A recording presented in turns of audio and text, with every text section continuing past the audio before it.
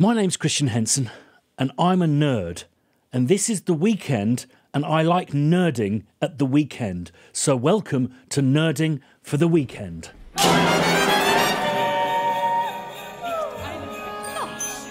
Where this evening we'll be joined by not one but two very special guests. I'll be talking about Francis Ford Coppola's film The Conversation. We've been eating through our ears the sonic equivalent of a stinky époisse in the shape of the third movement of Berio's Sinfonia. And where would our weekends be without a clutch of extraordinary free samples? Yes, we're going to do another piano drop. But first, what have you guys been up to at your weekends? It seems that the hashtag Nerding for the Weekend has really caught on, and we've got lots to talk about. Southpaw Shorts is making an analog synth music box. Rob Green has set a Spitfire Labs 1 hour challenge, strings, choir and charango.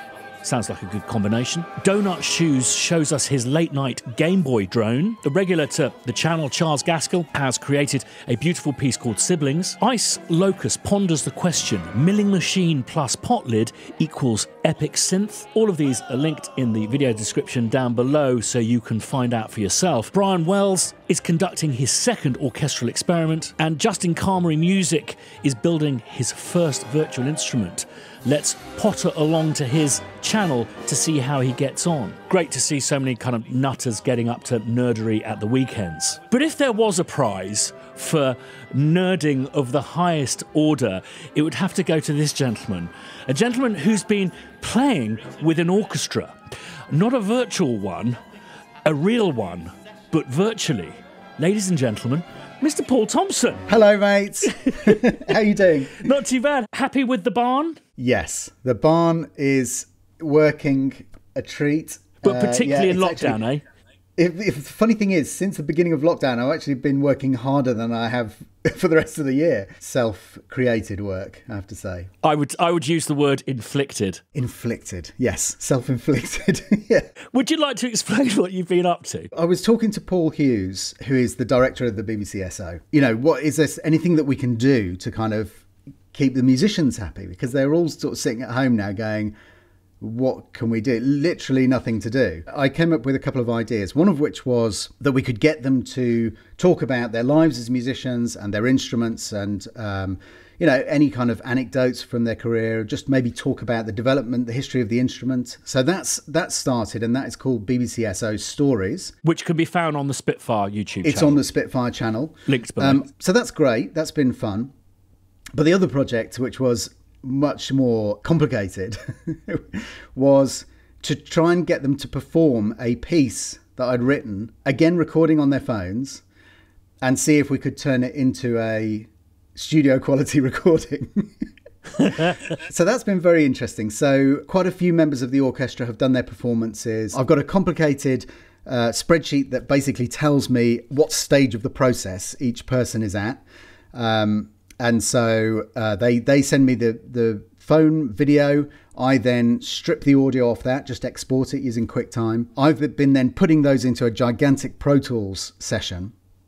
And then at the point where I was about to have a nervous breakdown, Jake Jackson swoops in like an angel from the heavens and just started making it sound incredible. From the first moment I pressed play on the whole Pro Tools session before I handed it over to Jake and sat there listening going I was like, oh, this is what it sounds like when you record an orchestra where nobody can hear each other and they're recorded through a microphone that is that size.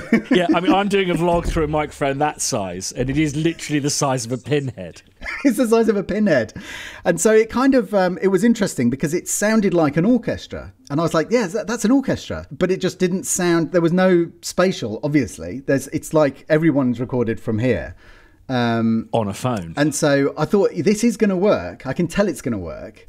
And obviously you need to, there's little bits and pieces of help you need to give the players in terms of their ensemble, you know, and also in terms of the timing and stuff like that. Because when they're all sitting next to each other and they've got visual cues to go to, then they kind of do their natural... It's like starlings, isn't it? They all move together, yeah. Yeah, their kind of natural rubato, even when there isn't any rubato, the way that they pull the phrasing around, and especially the strings. That all goes, really nicely together, and they just kind of instinctively do it. But when there's nobody else there, you have to kind of artificially inseminate it with that. And so just to be a bit of a nerd with the process. So did they record a sync plop? Is that, or have you just? I wrote it using this great app called StaffPad, which is an iOS app. Then I made for the players a kind of playback and put 2 bars of click at the beginning. And I said to them, right, what I want you to do is I want you to put some headphones on for one device, which you've got this audio file on. I'd sent them all the scores.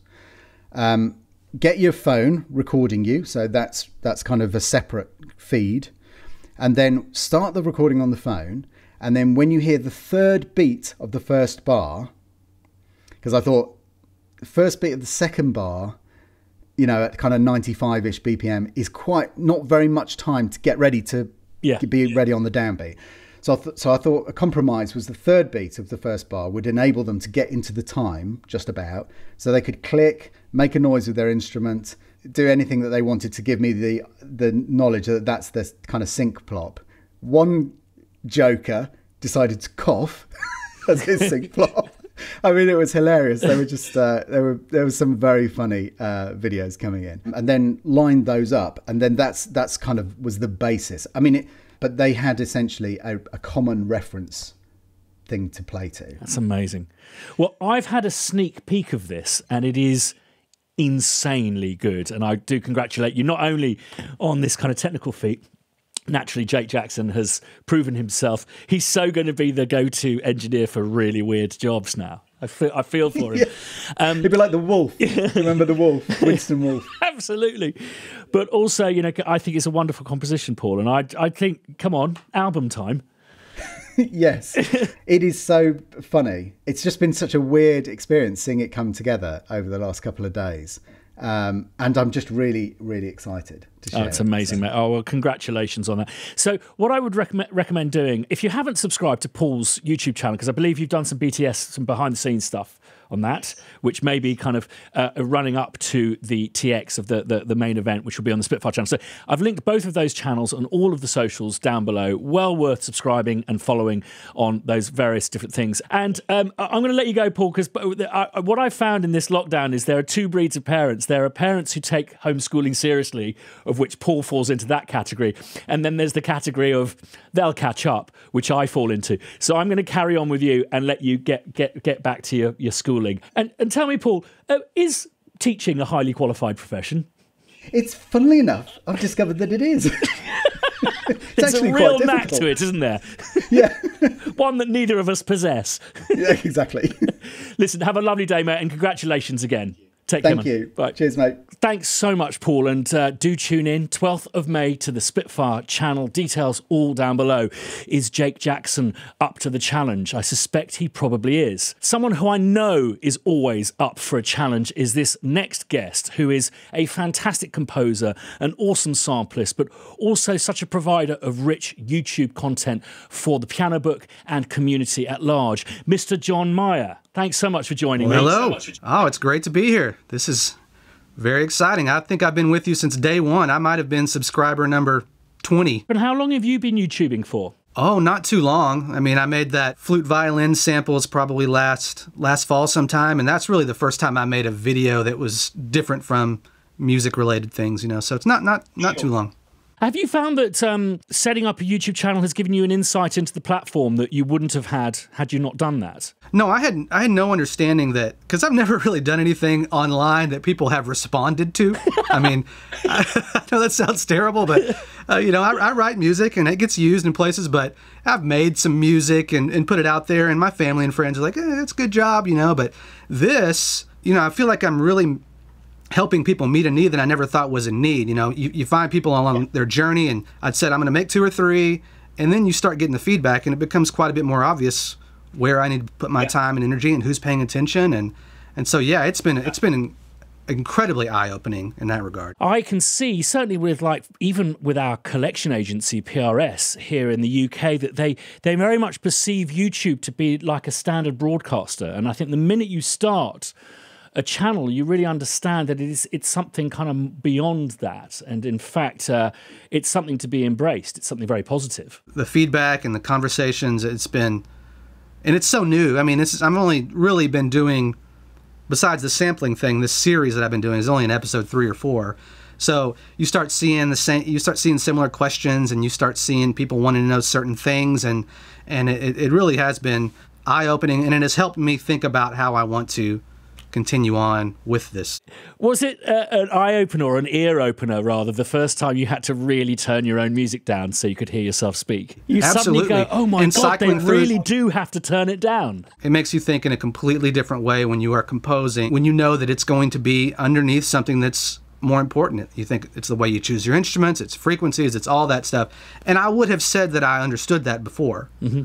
But I don't know if you really do understand it until you get into it. So I'm right in saying the series is discussing production music and how you go about the entire process, basically. This particular series, I'm following from the creation of coming up with the idea for the album to working with composers. I've got a couple interviews with some guys that contribute, and those will come up on Fridays to follow. But then I'll wrap in some things like I made some samples of just some synth bass samples that I'm turning into an instrument. Primarily I'm trying to break my need for always opening Olafur Arnold's sub 60 synth bass from his toolkit. I use it on everything. And so I thought, well, I could go through and I just sampled sub bass sounds on all of my hardware samplers. And just so that I would have something to go to. And so I'll talk about that, so I'll deviate a little bit. It's not going to be a manual on how to create production music. It's more of this is what I do, and so let's document that process as best I can and kind of show people how that works.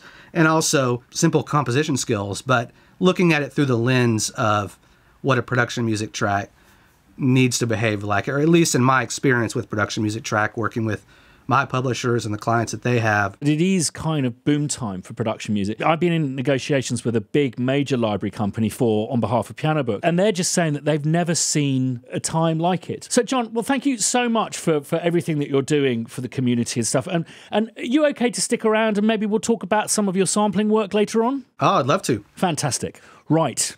Film of the week this week is Francis Ford Coppola's 1974 cult masterpiece, starring Gene Hackman, an actor who I don't think has ever turned in a bad performance, starring as the archetypal anti-hero Harry Caul. He maintains that this is his favourite performance of his entire career.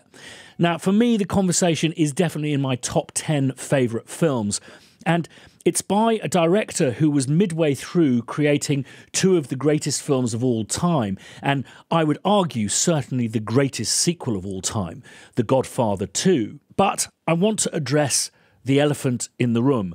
This is a massive spoiler alert. I'm about to ruin the film for you if you haven't seen it already. It has possibly the biggest cheat committed by any director, certainly of any film that not a clever, like it's tricked you, it's cheated. The entire film's motivation is based on a single line, and that line is, he'd kill us if he got the chance. He'd kill us if he got the chance. Now, just a bit of context. Harry Caul is basically an espionage expert. He's a bugger, as known in the trade. And there's a bit of backstory that's kind of hinted at, but not explicit, that possibly a job in the past has gone wrong and someone has died or has been murdered as a consequence. And this line, he'd kill us if he got the chance. He'd kill us if he got the chance. This statement makes Harry Caul believe that they are in danger, and by recording this conversation, that prophecy is going to come true. They're going to get killed. Turns out that the line was, he'd kill us if he had the chance. And this is where the brilliance of the English language comes into play. By placing the emphasis on a different word, it means something entirely different. However, and I used to speak to my dad about this all the time, he's an actor, there's no way of ambiguously reading this line so that it could mean one thing and the other. That they're in threat of being killed, or indeed they should kill him in fear that he would if he had the chance. Therefore, Francis Ford Coppola decided to use two entirely different reads, one throughout the film and then one for the twist at the end. So here's the original. He'd kill us if he got the chance. And here's the reveal of how the audience should reinterpret it. Kill us if you got the chance. It sounds like it's been recorded in an entirely different location. I imagine it was probably something they had to put in because it didn't work. The twist didn't stand out. That and Francis Ford Coppola, if you've seen the documentary about him making Apocalypse Now, he is clearly a raging narcissist, so he simply does whatever he wants. What's really interesting on inspection, if you listen to the two lines... Kill us if you got the chance. Kill us if you got the chance. He's actually changed one of the words, had, where got was before. Absolutely nuts. Right, we've got that out of the way. So, John, what did you think about the conversation? Have you seen it before? I had not seen it before, and from that opening scene on, I was hooked. And, you said it was a thriller, but you watch half the movie and you think, this is not a thriller, and then it becomes a thriller, but it's the setup. Oh, I just thought that, as someone who's interested in film as well as music, I was just very taken by the shots and the length of the shots and all that. I just thought it was very spectacular. So very clever, and also for us audio nerds, it's like retro gear porn on acid. Oh yeah, I didn't know what was going on. I was Googling all of those tape machines that I saw, and it's that little one when he plants the pen. That little tape machine. It's like what is that? Do you know who the editor was by chance? I forgot his name. Is it Walter Murch? Yes. Oh, he's a legend. Yeah, and this was his first movie to edit, and he was a sound designer up until that. He really made his name in George Lucas's THX 1138, which is a film that I would have loved to have done with Nerding for the weekend, but George Lucas, because he's mental, has fucked with it and has CGI'd it all up. It's this great dystopian 1971 film, and there is a connection with this film because THX 1138, I believe, was the first American zoetrope film that basically George Lucas and Coppola set up this company out of the Hollywood system, which is, again, all kind of centered around Napa and San Francisco. So they could make these films without free of interference. And Walter Murch, his sound montages on THX 1138 are just insane. But even more insane when you hear that basically George Lucas edited THX 1138 during the day, and in the nighttime, Walter Murch did all of the sound montages, but on the Steenbecks, on the film editing machines. And I think that's because I didn't realise he'd video edited it either until I saw the end credits and went, that is why there is an extraordinary relationship between the picture editing and the audio, a real understanding there. And I was not expecting to be blown away by it. And I mean, I knew you'd make a great recommendation. I trusted you there, but I was locked in the entire time. And the whole way that the cameras were kind of in that surveillance mode. There was a lot of those locked off shots where he would walk in and walk out, and they would pan and tilt and kind of getting inside his head. And what's extraordinary about this film is he did it in between Godfather 1 and Godfather 2. In fact, he was nominated for an Oscar for Godfather 2 in the same year, which is why he wasn't able to be nominated for an Oscar for this film. I always just presumed, because he was probably quite a busy boy, that's why for Coppola, it's really quite a concise, compact film. But I heard on the trivia that the initial cut was 4.5 hours long and apparently centered around a kind of a neighborhood dispute. Yeah, and I watched that video with Walter Murch where he talked about how Coppola was so busy that he left him to make that first edit, and there were parts that weren't filmed that they had planned on filming, and he's like, see if you can make this work without these parts, and then we'll ask for the money and the time to go do it. Because The Godfather 2, I guess, right? They were breathing down his neck saying, we need you here on this. So that's so fascinating to me. Obviously it's Coppola's vision, but it's left in the hands of guys like Walter Murch to make it work and make it interesting. I'm really glad that you've centered in on Walter Murch, because there is, I think, a very special marriage here, particularly considering the era between the score, the audio, and the picture editing. I read again on the IMDb trivia that David Shire, I think amazing score, was recorded prior to them shooting.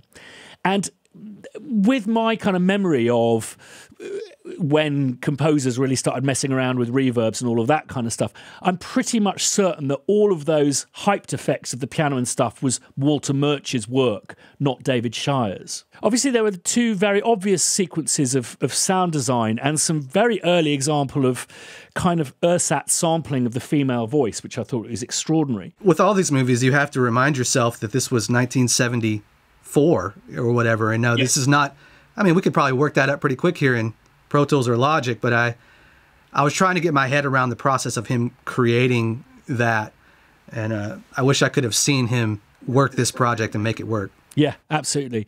Well, they had time in those days. You know what I love about a score is when a composer, or when they've decided that a score's just going to do one thing, and it's going to represent, in this case, represent Harry Hall, really, and the loneliness. He's a bit of a jazzer. There's a lot of backstory that we're not really exposed to, we're given little hints of. But I would say of maybe the dozen film scores that I could hum the theme tune to, I would say this definitely belongs to one of them. Did you enjoy the score? And I think I enjoyed it more as time went on, and I started, I guess, subconsciously making that connection with Call, and that it was his song. It was just that, I forget the melody exactly, but just over and over and over again. And at first I thought, well, I don't know if I love this, but I guess in context and seeing the way it worked with him, I thought it was exactly what it needed. It was very minimal, very sparse. It wasn't all throughout, but it just hit the marks. It was, I think, investigative. It was just repeating, because that's what his job is repeating processes. And I just thought that what was fascinating, just as a, from the get-go with that character, I think, one of his greatest kind of anti-hero roles. I think that what I found interesting was that the craft of surveillance had rendered the character taciturn. It makes total sense. I mean, if you know all the tricks to know everything about everybody else, then that could be turned on you. And that's what was so brilliant about the shots, the camera angles, that opening scene of following him through the courtyard. It was just the way it all led to this understanding of who he is and why he was so paranoid, I thought was great. Sorry. You didn't bring up the best line in the whole movie, and I wish that I would have had this on my wall when I was working with really bad bands back in my early recording career, when he said, "I don't care what they're saying. I just want a fat recording." Yes, it is awesome. I need to put that up on my wall. No, thanks for reminding me. Whenever I watch the film, I go, I must sample that. It reminds me, my dad was a big fan of kind of really rare guitar country music. And he played me this one, and I hated the music. But the whole album started with this guy, and excuse my accent, this guy getting on the mic and going, "Mr. Engineer, faders up." That sounded pretty good. Thanks again, John, for watching that film. And stick around to the end to find out what next week's film is going to be. I think we're going to take it on a horror bent.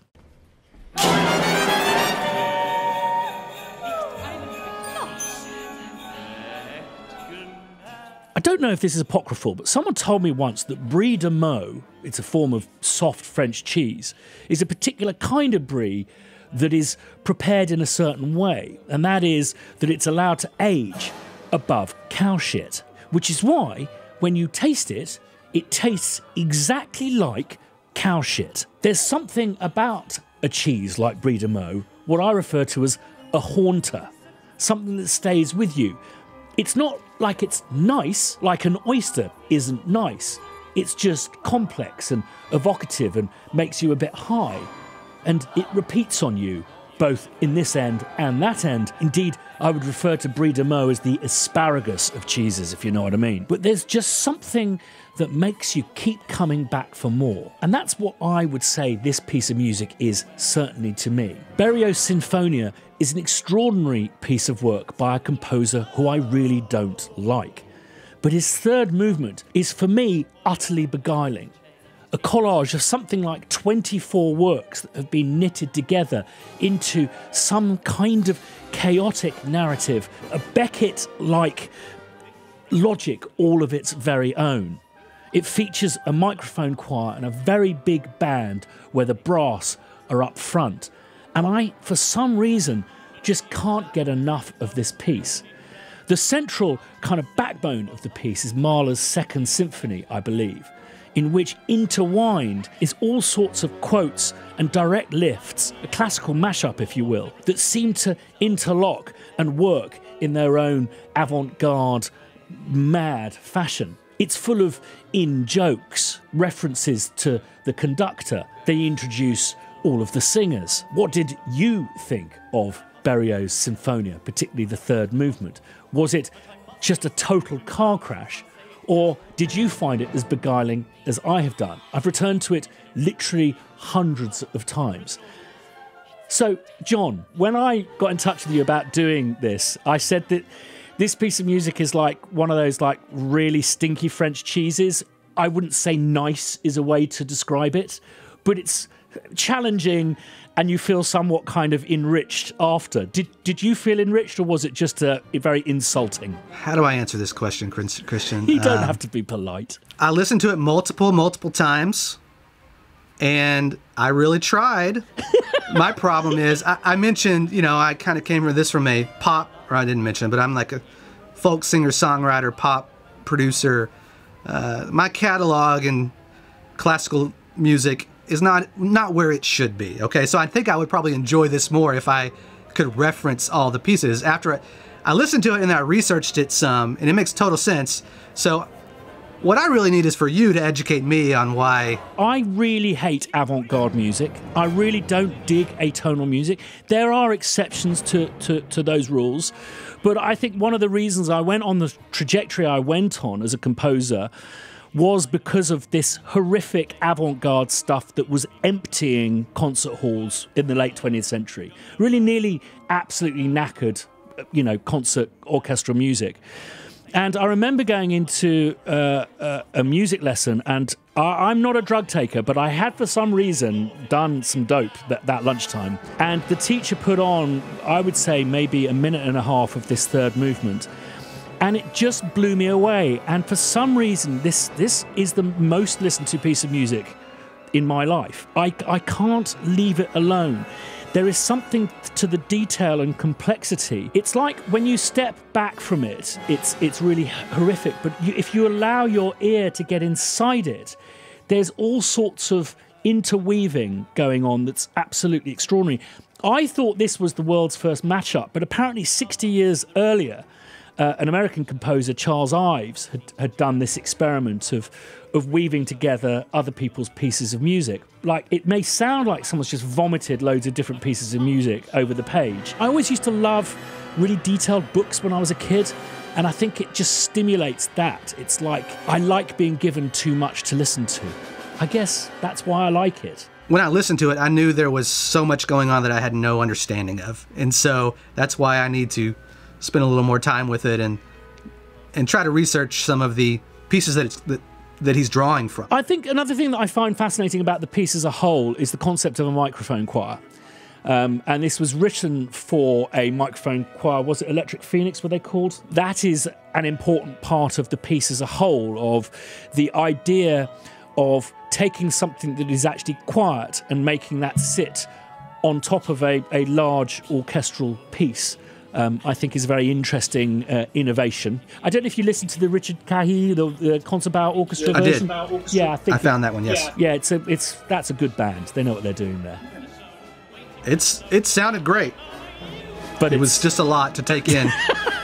It's not something you can listen to one time and be like, "Oh, that was okay." You set it up perfectly. I knew what I was getting into, and I know that. Okay, after I listened to it 3 times, I thought, well, 3 times is. That's plenty. It's going to be 30 times before this makes any sense. Well, thanks again, Jon, for listening to it. And again, at the end of this episode, we'll discuss what next week's piece is going to be. I suspect not as stinky cheesy as this one was. Right, it's time. I'm going in. First up this week is Dave Hilowitz, who appeared on last week's show. Dave is a recovering violinist and makes his own.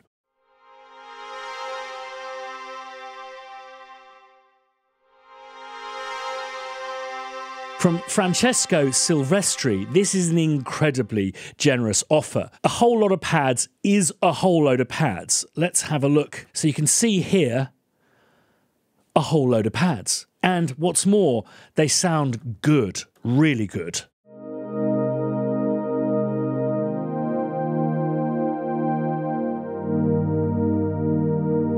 It's not just pianos who carry their own unique fingerprint, it's also electric pianos. And I always have time for a Honor. This one sampled by Ritvars. I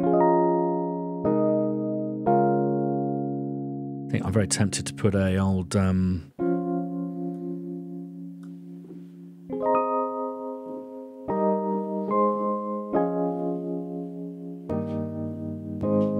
Sam's draws, and I think this refers to, you know, those, not those. Again, just an insanely generous offering. Sam Ecoff, it's hard to remember now, but I think I started with a pair of plastic egg shakers. This is something I'm going to feature during the highlights for this month. It's an Aladdin's cave of curios, the kind of stuff I really, really love. So if you look here, bells, blocks, melodicas, shakers, different mics, dynamics, condensers, tuned, untuned. And one that's really stood out for me was this piano horn.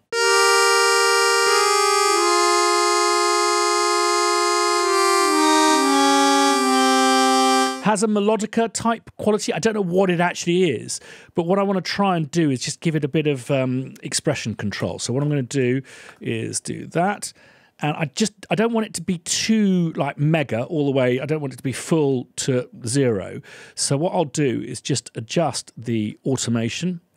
And we'll go here and we'll just go from 30 to maybe 75, something like that. Let's see how that works. So that's just going from there to there.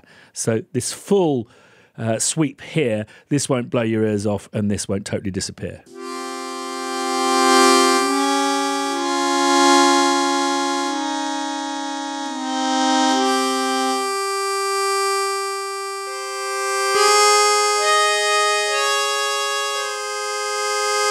I'm thinking of applying that trick to oboe samples. The mistake I always make, and cor anglais, is you fade it in from 0, or indeed with horns. And when you go to record them, they always go, bah! At the beginning. And you're like, no, it's in from 0. It's like, no, it's inertia. We need to make a kind of explosive sound to bring the note in. So I think that trick is probably quite useful for those kinds of instruments.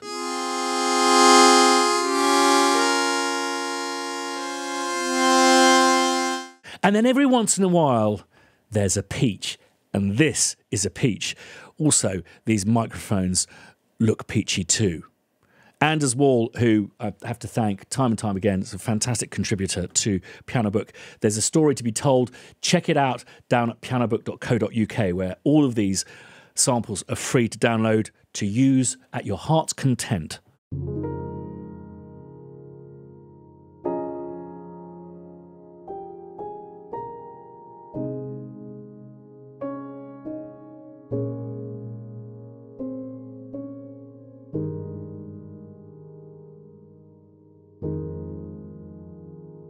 Well, that's where my weekend's going this weekend. Thank you, Anders. It's just beautiful. Now, we have to kind of skip through all of these at quite a rate, but I really need to understand what this is. Joshua, what have you been up to? I was given an upright bass from the 50s that was in rough shape. I thought I might have worked on to get playable, but the endeavour proved not to be worth it. I decided to sample it in a different way. I used it as a drum set. Awesome.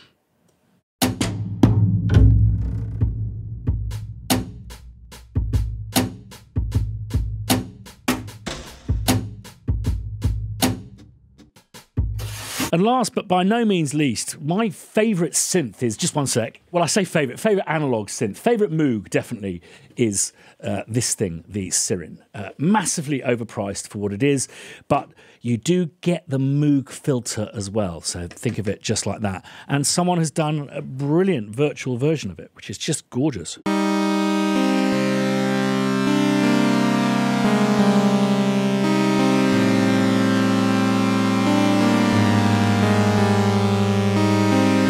I like the way that these filters have been set up as well, are brilliant.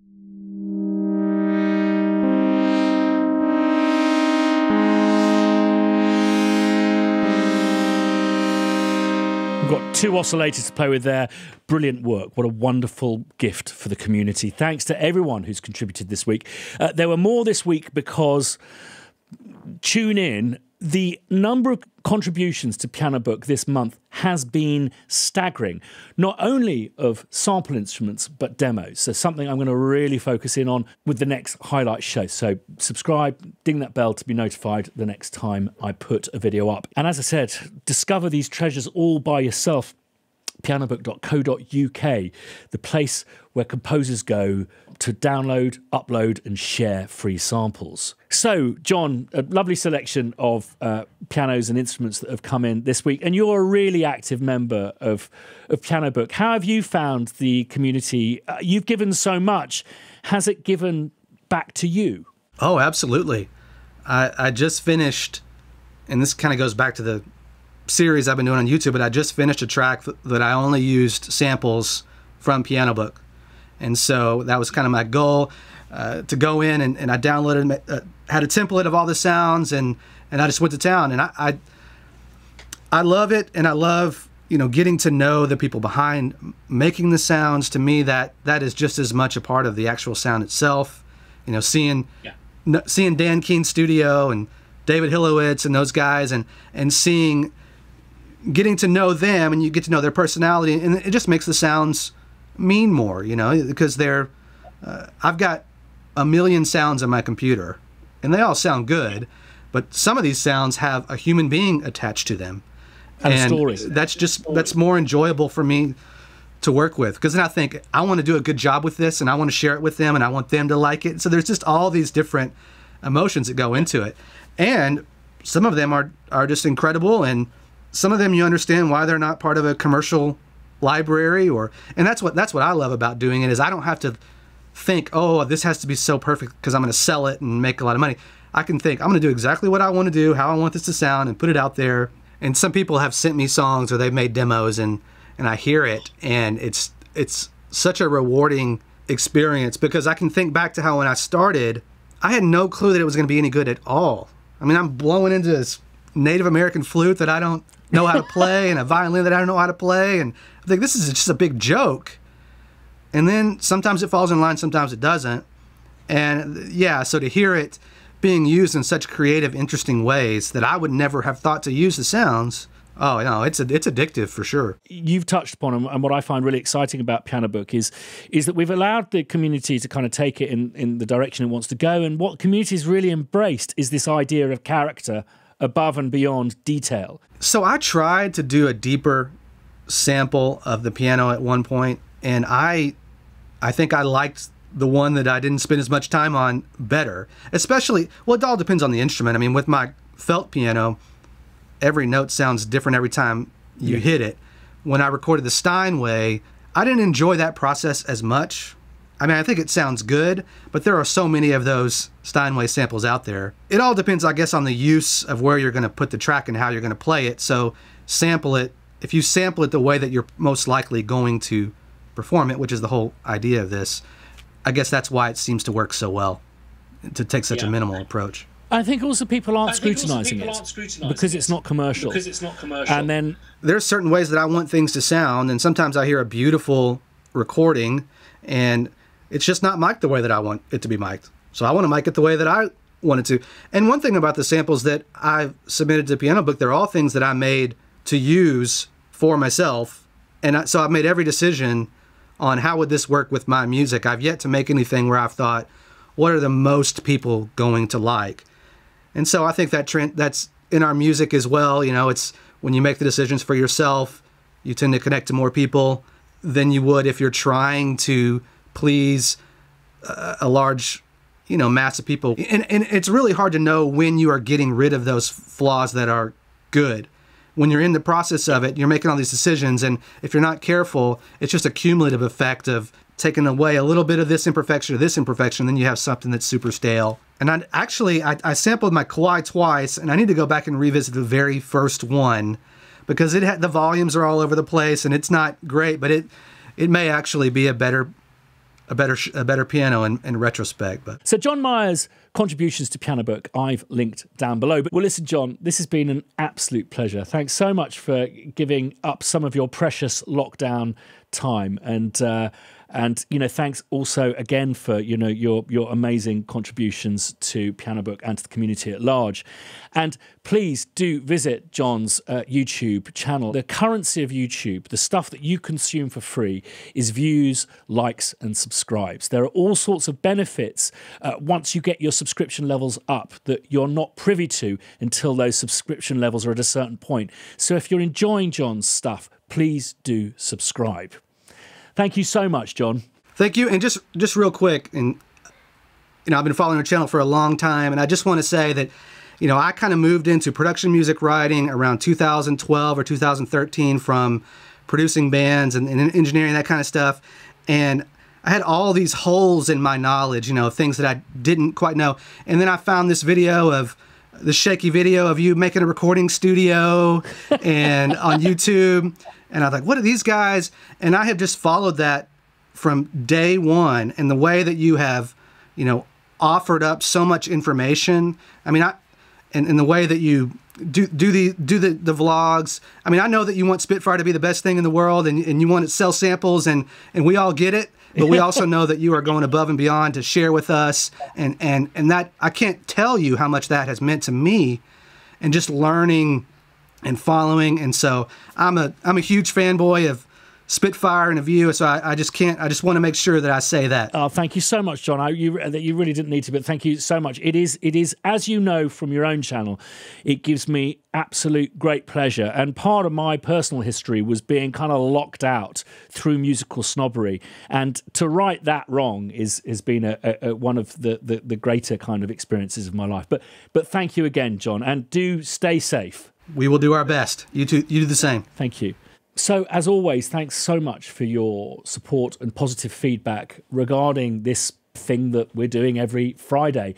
I'm planning to actually create a podcast version of it, audio only, for people who are maybe on their jogs. A question I'd like to ask you, the poll above, is would you like it longer or shorter, or it's just about right as it is? I get nervous when putting up longer form stuff and just wonder if it's asking maybe a little bit too much of you. The guest we have lined up next week is based in America. He's a sensationally successful composer and a former member of a very famous band. So it's delighted that he's going to be coming on, and really honoured to be able to refer to him as a friend. And we will have a really nerdy chat, I promise you. So I'm deciding that horror's probably the genre we should go for. Next week, I'll be watching Rosemary's Baby.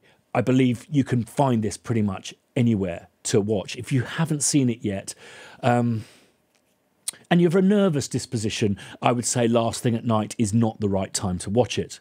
The piece of music I'm going to be listening to is Barry Guy's After the Rain. There are movements I could pick, but I think the whole piece is a great journey to go on. So join guests, yourselves, myself, back here, same time next week, with your homework done. Hopefully the smelly cheese I'm giving you this week has a pungent aroma, not quite as challenging as the shitty piece of brie I made you listen to this week. And thanks for those of you who did do the homework. So as always, subscribe if you haven't done it already. Ding that bell if you want to be notified the next time I put a video up.